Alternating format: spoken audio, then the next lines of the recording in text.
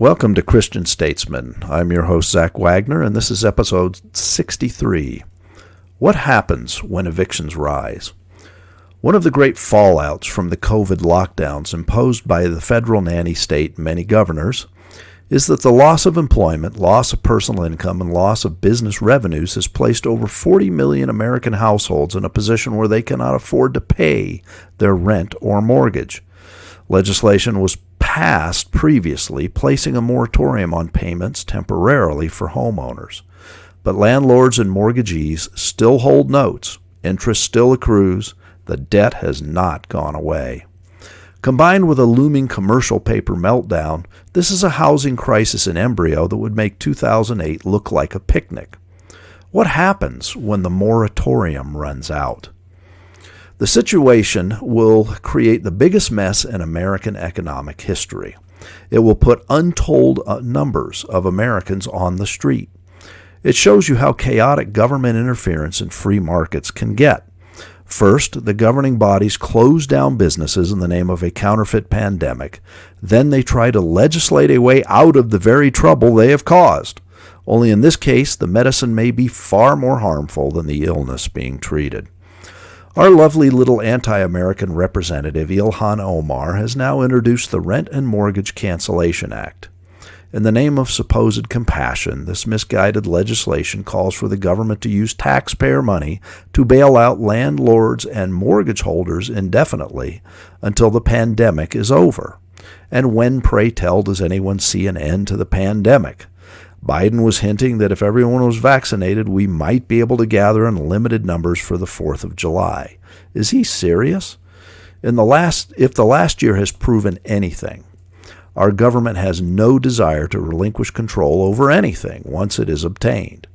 To believe that the Biden administration is working towards a quick resolution of the pandemic is a fool's errand. And now Omar's bill reveals the real endgame here: the eventual surrender of personal property and a permanent government dole. Not so, you say? Well, let's just think about this for a minute. If the government begins to pay the housing expenses for renters and landlords, how long before that comes with serious strings attached? And where would all of this free money come from? From further incursion of our national debt, which is already at fatal levels? Paying for housing expenses is the first step towards a universal basic income, a well-touted feature of the global reset. The cornerstone of the Western experiment has been private land ownership. Private ownership is a far cry from the feudal systems in Europe from which our country's founders sought escape and relief. The idea of buying and eventually owning land in America free of debt is a foundation of the American dream. Our own politicians, doing us no favors, have fought for over a century to erode that unique privilege through longer and easier financing terms, restrictive zoning regulation, and property taxes. Apparently, this is not working fast enough, and so using the pandemic as an opportunity for government subsidy of housing nationwide is a way to hasten our financial bondage.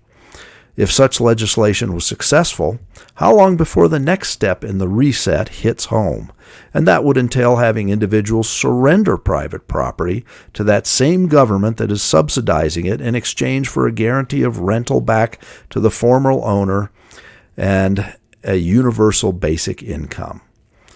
That, in one fell swoop, takes us from a free market private land ownership model right back into neo-feudalism. The same government bureaucrats who appeared so compassionate to bail out mortgages and homeowners should now be the landlords and have power to make life or death decisions as to who lived where and under what terms. Social credit systems would undoubtedly be part of the deal, and before you know it, America looks just like communist China. Cannot happen here, you say? Well, read the legislation Omar has introduced. Read between the lines. Forget the rhetoric about helping Americans with their housing.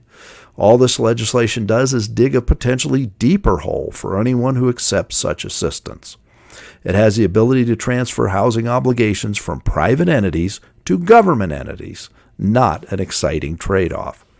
Our own governing overlords have placed over 40 million Americans between a rock and a hard place. The tragedy of seeing so many people evicted from their homes would overwhelm our nation to a degree heretofore unseen.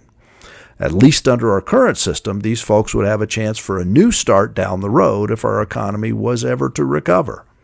The proposal Omar and others are putting forth portend an even worse outcome, the permanent loss of private property rights for nearly everyone. We should all be very concerned. Thank you for joining us. Please subscribe and tell your friends, and as always, have a blessed day.